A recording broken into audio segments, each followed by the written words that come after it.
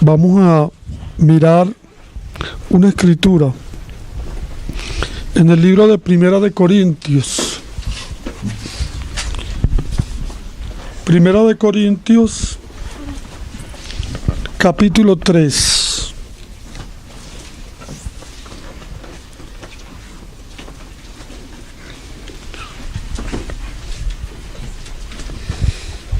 Quisiera, con la ayuda del Señor, que pudiésemos mirar este pasaje de las Escrituras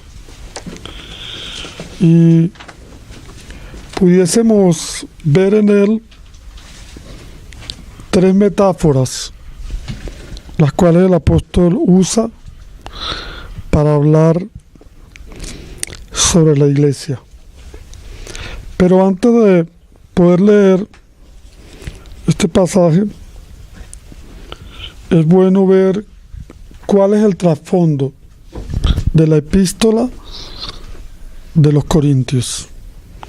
Porque obviamente el apóstol Pablo va a hablar aquí algunas cosas, pero es necesario ver cuál es el trasfondo de esta epístola o de lo que el apóstol Pablo va a decir aquí.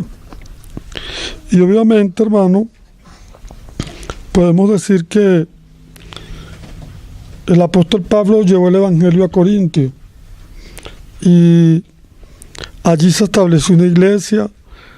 Muchos hermanos creyeron en el Señor, pero con el paso del tiempo la iglesia se vio envuelta en muchos conflictos, muchas divisiones, muchas disensiones y muchas contiendas, a tal punto que una familia, la familia de Cloé, dice el capítulo 1, tuvo que informar a Pablo de todo lo que estaba pasando en la iglesia de Corinto. Entonces Pablo, cuando escribe esta epístola, dice: he sido informado por los de Cloé que hay entre vosotros contienda, divisiones, etcétera, etcétera. Entonces, realmente la iglesia en Corintio era una iglesia que tenía mucho tiempo de haber sido establecida por el Señor, pero no había madurado, no había crecido, se había quedado en la niñez. Entonces, Pablo comienza a escribir para ir tratando todos los asuntos los cuales afectaban en sí la iglesia. Entonces vamos a leer el capítulo 3 de 1 Corintios. Sin embargo, también quiero decir que a pesar de que la iglesia tenía contiendas, tenía divisiones, Pablo dice que ellos son los santificados en Cristo. Dice la iglesia de Dios que está en Corinto. Solo que el problema de Corintio era que los hermanos se habían quedado en la niñez y no habían avanzado. Pero aún así, hermano, debemos dejar claro que era la iglesia de Dios en Corinto. Eran los santificados en Cristo. Entonces Pablo se dispone en cada capítulo a tratar de llevar a los hermanos a ese caminar con el Señor como es digno del Evangelio. Porque el apóstol siempre escribía en Filipenses, él dice: hermanos, quiero que os comportéis como es digno del Evangelio de Cristo. Entonces vamos a leer el capítulo 3 y vamos a tratar de ver cada verso de esta escritura. De manera que yo, hermanos, no pude hablarlos como espirituales, sino como a carnales, como a niños en Cristo. Os di a beber leche y no vianda, porque aún no erais capaces, ni sois capaces todavía. Porque aún sois carnales, pues habiendo entre vosotros celos, contiendas y disensiones, ¿no sois carnales y andáis como hombres? Porque diciendo el uno, yo ciertamente soy de Pablo, y el otro, yo soy de Apolos, ¿no soy carnales? ¿Qué pues es Pablo y qué es Apolos? Servidores por medio de los cuales habéis creído, y eso según lo que a cada uno concedió el Señor. Yo planté, Apolos regó, pero el crecimiento lo ha dado Dios. Así que del que plantas algo, ni el que riega, sino Dios, que da el crecimiento. Y el que planta y el que riega son una misma cosa, aunque cada uno recibirá su recompensa conforme a su labor.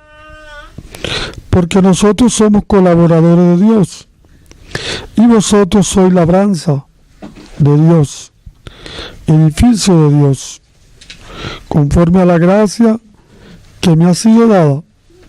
Yo como perito arquitecto puse el fundamento, y otro edifica encima, pero cada uno mire cómo sobreedifica, porque nadie puede poner otro fundamento que el que está puesto, el cual es Jesucristo.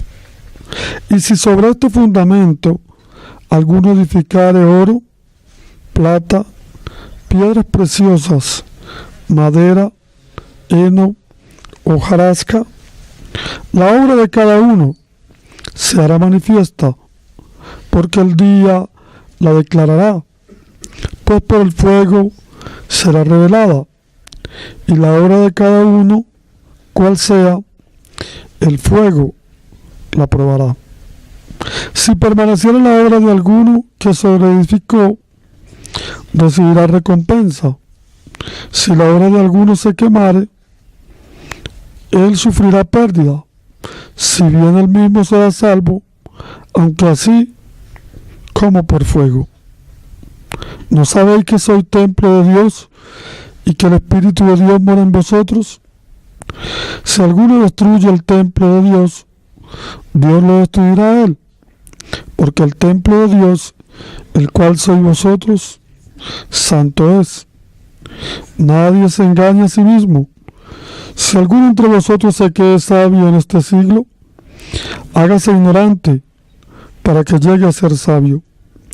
Porque la sabiduría de este mundo es insensatez para con Dios, pues escrito está, Él prende a los sabios en la astucia de ellos. Y otra vez, el Señor conoce los pensamientos de los sabios, que son vanos.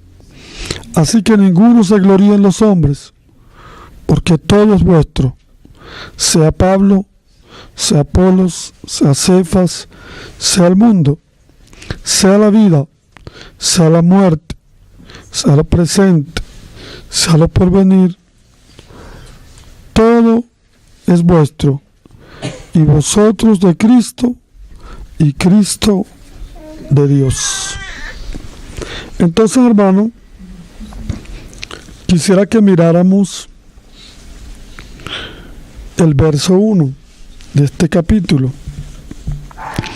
En el verso 1, Pablo le muestra a los corintios su condición. Por eso Pablo dice aquí, de manera, hermanos, que no pude hablarles como espirituales, sino como a carnales, como a niños en Cristo. Era necesario que los corintios vieran cuál era su condición. Era una condición de niñez, era una condición de carnalidad. Ahora Pablo dice aquí, no pude hablarles como espirituales, sino como a carnales, sino como a niños en Cristo. Esta palabra niños es una palabra griega que significa bebés, un bebé. Es decir, que Pablo dice, ustedes son unos bebés que no tienen la capacidad de poder comer un alimento sólido, sino pura leche. Entonces era necesario que ellos pudiesen ver, hermano, cuál era su condición. Estaban en un estado de carnalidad. No podían ni siquiera digerir el alimento sólido. Tenían mucho tiempo en el Señor, pero se habían quedado pequeñitos. Ahora es como que si nosotros tenemos un niño, el niño nació, pero ya tiene 1 año y el niño sigue igual. Tiene 2 años, el niño ya no camina, no come. Tiene 3 años y el niño sigue igual, como nació. Entonces empezamos a preocuparnos, porque no es normal, ¿verdad? Lo normal es que el niño, cuando nace, comienza a crecer. Entonces no era normal, hermano, que los corintios, habiendo tenido tanto tiempo en el Señor, estuviesen en ese estado de niñez. En Hebreos capítulo 5, verso 12,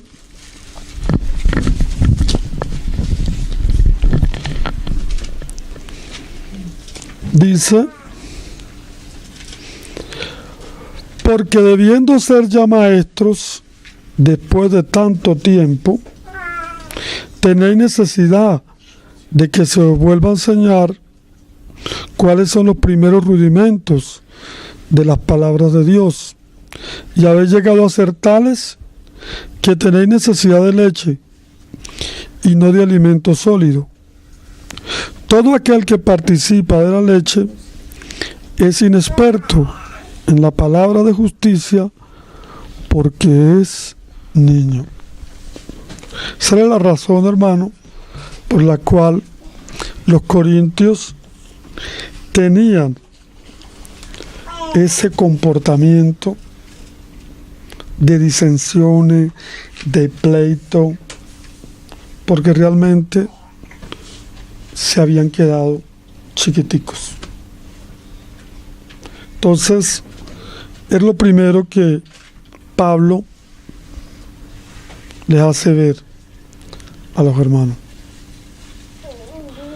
¿Cuál es su condición?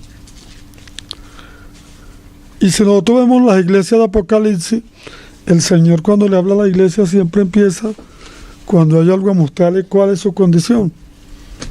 Porque a veces, hermanos, nosotros no sabemos cuál es nuestra condición. Entonces tiene que el Señor mostrarnos, para que veamos cuál es la raíz del problema. Ahora, ¿cuál es la razón, hermano, de la niñez, de la inmadurez de los hermanos en Corinto? Dice aquí el verso 3: porque aún sois carnales, pues habiendo entre vosotros celos y contiendas y disensiones, ¿no sois carnales y andáis como hombres? Porque diciendo el uno, yo ciertamente soy de Pablo, y otro, yo soy de Apolo, ¿no sois carnales y andáis como hombres? La razón, hermano, de la inmadurez era que ellos se habían fundamentado en los hombres. No se habían fundamentado plenamente en el Señor, sino en los hombres. Y Pablo dice, alguno dice, yo soy de Pablo, otros yo soy de Apolo. Entonces no soy carnales y andáis como hombres. Es cierto que el Señor ha levantado a algunos hombres para que lleven la palabra, para que sean ministros del Evangelio. Y damos gracias al Señor por todos esos hermanos, a través de la historia y a través de los tiempos que el Señor ha levantado para edificar su iglesia. Pero nosotros no podemos fundamentarnos en ningún hombre. Nosotros no podemos, hermano, poner nuestra mirada en ningún siervo. Nosotros no nos fundamentamos en los siervos, sino en el Dios de los siervos. Entonces, ¿qué pasa? Los corintios habían comenzado, algunos tenían cierta atracción por Apolo, porque Apolo era un hombre elocuente, hablaba las escrituras. Entonces algunos comenzaron a fundamentarse en Apolo. Otros habían visto a Pedro y también se sentían atraídos quizás por el mensaje de Pedro, y otros por Pablo. Y entonces ellos, de alguna manera, hermano, habían perdido la mirada al Señor y se habían puesto a mirar a los hombres. Y la palabra dice, puestos los ojos en Jesús, en el autor y consumador de nuestra fe. Nosotros como cristianos y los que son nuevos creyentes deben aprender desde sus primeros días de su fe a poner la mirada en el Señor, a mirar a Cristo, no a mirar a los siervos, no a mirar a los hermanos. Y nosotros como seres humanos siempre tenemos, hermano, esa debilidad. De alguna manera nosotros siempre nos inclinamos por el hombre. Y eso era lo que estaba pasando con los corintios. Yo soy de Pablo, yo soy de Pedro, yo soy de Apolo. Entonces Pablo, en el versículo 5, quiere que ellos vean cuál es el lugar de los siervos en la casa de Dios. ¿Qué es Pablo? ¿Y qué es Apolos? Servidores por medio de los cuales habéis creído. Yo sembré y Apolos regó, pero el crecimiento lo ha dado Dios. Entonces se da cuenta que ahí Pablo le hace ver a los corintios cuál es el lugar de los siervos. Y entonces él se pone como ejemplo y dice, ¿qué es Pablo? ¿Qué es Apolo? Servidores. Aquí la palabra servidor es la palabra diácono. Uno que sirve.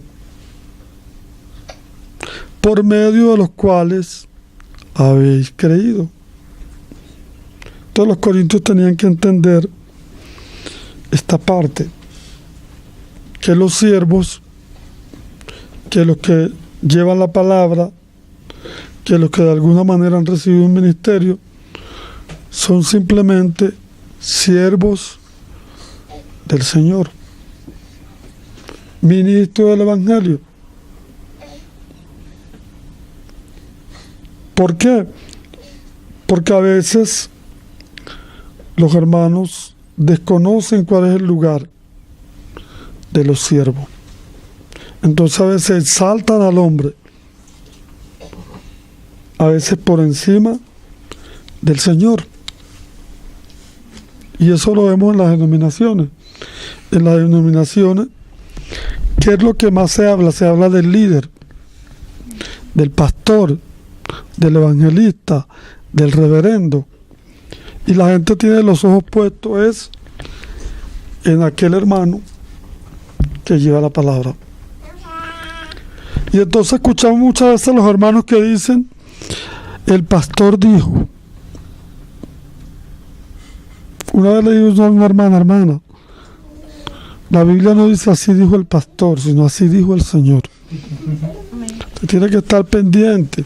No es lo que diga el pastor, es lo que dice el Señor. Entonces, con muchos hermanos, como no conocen el lugar de los siervos en la casa, entonces le dan un lugar, muchas veces, hermano, por encima del Señor. Y en el mundo denominacional, mucha gente está siguiendo al hombre, siguiendo al líder, siguiendo a este. Cuando el líder se cae, no queda nadie. ¿Pero por qué no queda nadie? Porque ellos están viendo es al pastor. Ahora, si nosotros vemos en las Escrituras, Pablo, Pedro, Juan, Pablo dice, Pablo apóstol de Jesucristo, y dice, siervo, esclavo. La palabra siervo es esclavo. Ellos usaron una palabra que todo el mundo conocía. ¿Qué es un esclavo? Uno que tiene un amo y que tiene que obedecerle. Entonces usted ve la Escritura y usted ve que ellos dicen, Pablo, siervo de Jesucristo, esclavo. Ellos siempre se identificaban como servidores del Señor. Ahora, la Biblia dice, quiero, hermanos, que reconozcáis a los que trabajan y os presiden y les tengáis en alta estima por amor de su. Entonces nosotros sí debemos estimar a los hermanos. Debemos reconocer el trabajo de los hermanos y tenerlos en estima. Lo que no podemos es, hermano, darles pleitesía, poner la mirada en ellos, porque son hombres. En Hechos de los Apóstoles vamos a leer capítulo 10.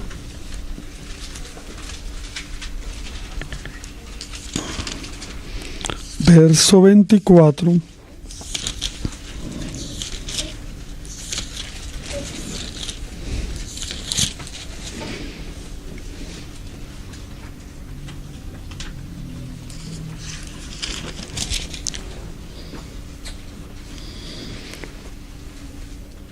Cuando Pedro fue a visitar a Cornelio, dice, al otro día entraron en Cesarea y Cornelio los estaba esperando, habiendo convocado a sus parientes y amigos más íntimos.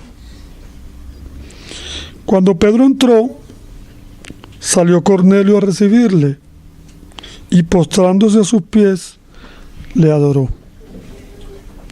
Mas Pedro le levantó diciendo, levántate, pues yo mismo también soy hombre. O sea que Pedro de una vez, hermano, no, levántate, yo mismo soy hombre también. Entonces era el problema, hermano,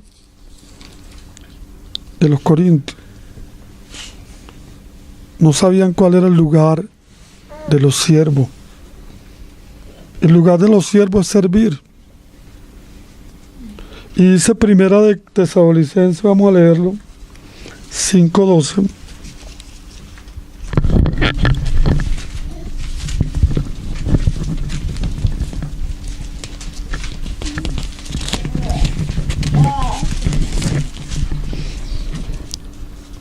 Os rogamos, hermanos, que reconozcáis a los que trabajan entre vosotros y os presiden el Señor y os amonestan, y que los tengáis en mucha estima, por amor, por causa de su obra. Entonces, ¿cómo debemos tener nosotros a los servidores del Señor? En estima, en amor, pero nunca elevarlos por encima del Señor, ni poner nuestra mirada en ellos. Nuestra mirada, hermano, debe ser siempre en el Señor. Cuando yo creía en el Señor, yo conocí un hermano, y ese hermano se hizo muy amigo mío, y él predicaba la palabra, y él siempre me decía: hermano, acompáñame, y yo lo acompañaba. Y llegó un momento, hermano, que yo admiraba a ese hermano. Yo tenía los ojos puestos en ese hermano y yo lo admiraba, hermano. Pero un día el hermano cometió una falta. Y yo supe que el hermano había cometido una falta. Y el hermano lo disciplinaron. Y cuando yo supe, hermano, yo no dormía en toda la noche. Yo decía: Señor, pero ¿por qué? Si el hermano, un hombre que predica la palabra, pero ¿por qué, Señor? Y yo no dormí. Pero al siguiente día el Señor me dio una lección. No debes mirar al hombre, tienes que mirarme a mí. Entonces yo aprendí a mirar al Señor y me di cuenta que el hermano no era perfecto, que tenía debilidades, que tenía fallas. Entonces ya yo dejé de mirar al hermano y me puse a mirar al Señor. Porque aquí Pablo dice: yo planté y Apolos regó, pero el crecimiento lo ha dado Dios. Entonces Pablo dice en el 7: ni el que planta algo, ni el que riega, sino Dios, que da el crecimiento. Y el que planta y el que riega son una misma cosa, son servidores. Aunque cada uno recibirá su recompensa conforme a su labor. El que da el crecimiento, hermano, es el Señor. La Biblia dice: si el Señor no edificare su casa, en vano trabajan los edificadores. Entonces, es necesario que entendamos que quien lleva la obra, quien la hace crecer, quien la hace fructificar, es el Señor. Obviamente hay hermanos que el Señor usa, ¿verdad?, para llevar a cabo la obra. Pero no vamos a mirar a los hermanos, sino el que está por encima de los hermanos, que es el Señor. Entonces Pablo dice: nosotros somos colaboradores de Dios. ¿Qué es un colaborador? Un colaborador es uno que ayuda, uno que está allí para ayudar. Pero el Señor está edificando su casa y tiene muchos colaboradores. Pero nosotros no vamos a mirar los colaboradores, sino que vamos a mirar al Señor, al que cuida y edifica su casa. Amén. Entonces esto era muy importante que los corintios lo supieran, y es muy importante también nosotros tener claro estas cosas. ¿Para qué? Para que nuestra mirada, hermano, no se desvíe, sino que nos mantengamos como Moisés. Dice que Moisés se mantuvo viendo ¿a quién? Al invisible. Viendo, hermano, todo el tiempo al Señor, mirándolo a Él. Entonces ahora Pablo comienza a hablar entonces de la primera metáfora, porque ahora Pablo quiere que ellos, hermanos, sepan qué es la iglesia, quiénes son ellos. Entonces Pablo dice aquí: vosotros sois labranza de Dios, edificio de Dios. Pablo entonces va a empezar a usar una metáfora para hacerles ver a ellos quiénes eran y que ellos no pertenecían a ningún hombre. Ellos no se debían a ningún hombre, sino que se debían al Señor. Entonces él usa ahí la palabra labranza. Una labranza es un campo cultivado. Entonces Pablo dice: ustedes son labranza de Dios, ustedes son el cultivo de Dios, ustedes son el campo de Dios, no el campo de Pablo ni de Pedro ni de ninguna organización, sino el campo de Dios. Por eso el Señor dice en Juan 15: yo soy la vid verdadera y mi Padre es el labrador. Todo pámpano que en mí no lleva fruto, lo quitará. Entonces, vosotros sois labranza de Dios. Ustedes pertenecen al Señor. Son un huerto. No pertenecen a Pablo ni a Pedro. Pertenecen al Señor. Usted usa esa metáfora para hablar del campo cultivado, el campo donde se cultiva y se siembra, porque el Señor ha sembrado en nosotros la buena semilla, que es la palabra, y nosotros llevamos frutos para Dios. Luego él usa otra palabra allí, y usa la palabra edificio, construcción de Dios. Soy labranza, pero también sois edificio. El Señor dijo: sobre esta piedra edificaré mi iglesia. El Señor prometió edificar su iglesia, construir su iglesia. Entonces Pablo dice: vosotros sois edificio. El original dice construcción de Dios. ¿Por qué? Porque el Señor está edificando su iglesia. Todavía no ha terminado. Va a llegar un momento, hermano, donde el Señor va a concluir su obra en la iglesia, como dicen algunos hermanos, cuando el Señor sacó a Eva de la costilla de Adán, el original dice, le edificó, ¿no?, una mujer. Entonces el Padre está edificando una esposa para Cristo, y por eso dice aquí: ustedes son el edificio de Dios. Somos, hermanos, el edificio, y el Señor está trabajando en su casa. Entonces era necesario que ellos entendieran, hermanos, eso, y nosotros también debemos entenderlo. Somos labranza, somos edificio, el Señor está trabajando, la iglesia le pertenece al Señor. El único que dijo mi iglesia fue el Señor. Mi iglesia. Y Pablo nunca dijo mi iglesia. Pedro tampoco dijo mi iglesia.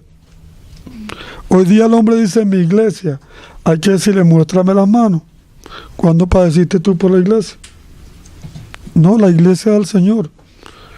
Pablo dice: la iglesia del Señor, la cual Él ganó por su propia sangre. Es la iglesia de Cristo, hermano. No es la iglesia de nosotros.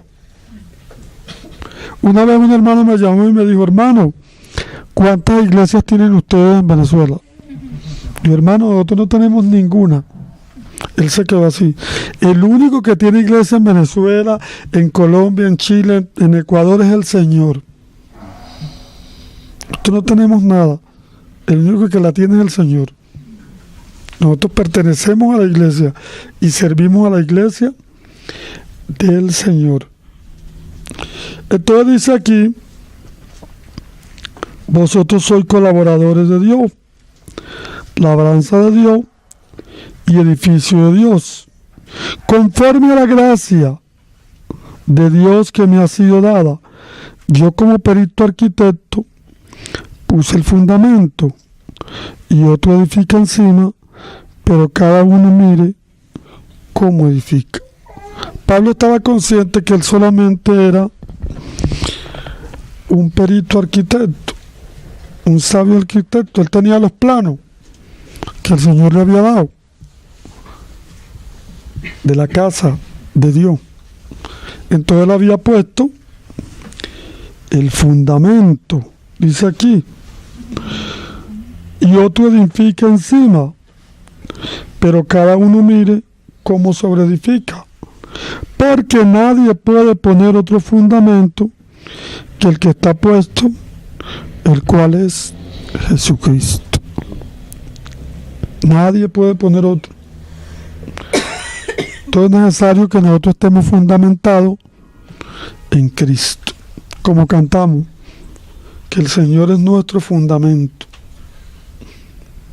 Él es la roca. Solo sobre Él es que nuestra vida es edificada. Y la iglesia tiene que aprender a fundamentarse sobre Cristo. Pablo dice, arraigado y cimentado en Él. Nadie puede poner otro fundamento. Cuando los apóstoles iban a un sitio, ellos hablaban de quién, de Cristo y de Cristo crucificado. Amén. Ellos buscaban que la gente siguiera al Señor, no a ellos. Su objetivo era que ellos llegaran a conocer a Cristo y se fundamentaran en Él. Y ese es nuestro objetivo también. Cuando vamos a algún lugar, cuando estamos entre los hermanos, ¿qué es lo que queremos? Que los hermanos se fundamenten en Cristo, que estén arraigados y cimentados en Él, en la palabra. Si estamos fundamentados en Cristo, la Biblia dice, podrán venir lluvias, vientos, tempestades, pueden golpear la casa, pero la casa no va a caer. ¿Por qué, hermano? Porque está fundamentada sobre la roca. Por eso Pablo le dice a los corintios, nadie puede poner otro fundamento. Ellos estaban fundamentando en Pablo, en Apolo. No, nadie puede poner otro.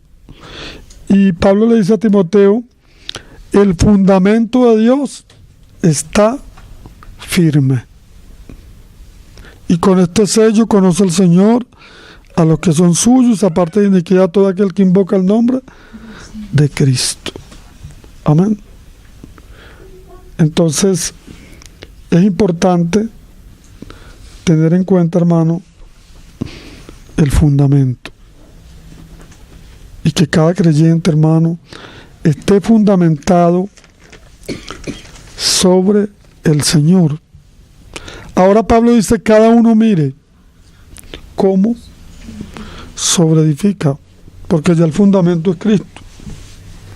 Ahora nosotros sobreedificamos sobre el fundamento. Pero hay que tener cuidado. ¿Cómo sobreedifica? En la casa de Dios siempre hay que tener cuidado. ¿Por qué? Porque no es la casa de nosotros, sino la casa de Dios. Y Él tiene un modelo y el Señor tiene un diseño. Cuando el Señor le mostró el tabernáculo a Moisés por allá en Éxodo, Él dijo, haz conforme a lo que yo te he mostrado. ¿Por qué? Porque esa es la casa del Señor. Entonces tenemos que tener cuidado. Pablo le dice a Timoteo, esto te escribo para que si tardo sepas cómo debes conducirte en la casa de Dios. O sea que nosotros tenemos que saber cómo nos vamos a conducir y cómo vamos a sobreedificar y qué es lo que vamos a hacer. Porque si usted está en su casa y quiere pintar esta pared de verde y llama a una persona y dice, mire, pínteme esta pared de verde. Pero si usted llega a la pared está de morada, mire, ¿por qué pintó la pared de morada? Si yo le digo verde, no, porque a mí no me gusta el morado. No me gusta el verde, me gusta el morado. ¿Usted estaría contento con esa persona? No.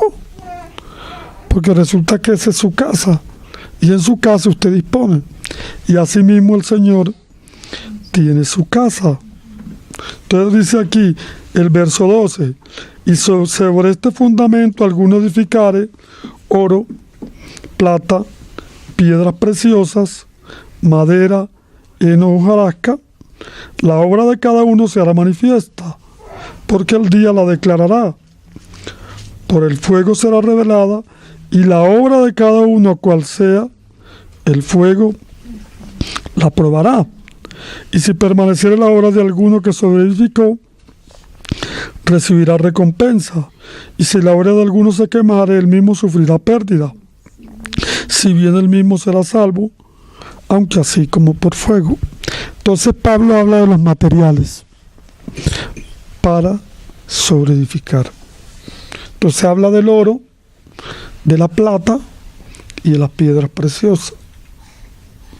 ¿El oro de qué nos habla? De lo divino. Usted ve en la Biblia el oro, habla siempre de lo divino, de lo que viene del cielo, del Padre. Cuando vemos que se habla de la plata, ¿de qué habla la plata? De la redención. Habla de Cristo. Pues la casa tiene que ser edificada con lo que viene del Padre, pero también con lo que viene del Hijo. Luego dice las piedras preciosas. Habla de la obra del Espíritu. Porque las piedras preciosas se forman en las profundidades de la tierra. Y ahí mediante vapores y todas esas cosas se van formando las piedras preciosas. Y en la Nueva Jerusalén, ¿qué vemos? Las piedras preciosas que están allí. Entonces la iglesia tiene que ser edificada con lo que viene del Padre, con lo que viene del Hijo y con lo que viene del Espíritu Santo, con lo celestial. Haz todo conforme al modelo que yo te mandé. Porque las cosas que se hicieron eran figuras de las cosas celestiales. Entonces es importante que en la edificación de la casa se usen los materiales adecuados. Ahora Pablo habla de otro material, el heno, la madera y la hojarasca. Son elementos del hombre, son elementos que perecen fácilmente. Entonces la obra de nosotros, o la obra de cada uno, se va a hacer manifiesta, y el día la declarará. Una vez una muchacha me dijo, hermano, yo conozco un pastor que roba. Yo déjelo que robe, que siga robando, que robe bastante, pero un día le va a dar cuenta al Señor. Le dije yo, déjelo quieto. Usted mire al Señor, déjelo quieto, que siga robando y que robe bien, porque un día él va a estar delante del Señor y va a dar cuenta, porque la obra de cada uno va a ser probada, va a ser manifestada. Entonces nosotros a veces creemos que podemos andar por ahí livianamente, haciendo y deshaciendo, y que no vamos a ser llamados. El Señor un día nos va a llamar, porque cada uno va a dar cuenta al Señor. Entonces hay que tener cuidado cómo edificamos en la casa. ¿Qué pasó con los hijos de Elí? Eran sacerdotes, pero eran unos pillos. Dormían con las mujeres en el atrio del templo, Bueno, ellos hacían desastre, pero un día, hermano, el Señor juzgó la casa de él y mire, pasaron, hermano, para el otro lado. Entonces, por eso dice aquí, mire cómo edifica. La obra de cada uno se hará manifiesta. El fuego la probará. Yo no me voy a meter aquí en los detalles del fuego y de esta cosa porque no quiero entrar en estos detalles, pero sí, dice aquí, si la obra de alguno permaneciere, recibirá recompensa. Todo lo que hagamos para el Señor y lo hagamos como Él lo ha diseñado, vamos a recibir una recompensa. Y dice aquí, pero si la obra de alguno se quemare, sufrirá pérdida. Hay pérdidas. El que es salvo no se va a perder, pero sí va a perder galardones. Porque una cosa es la salvación y otra cosa son los galardones.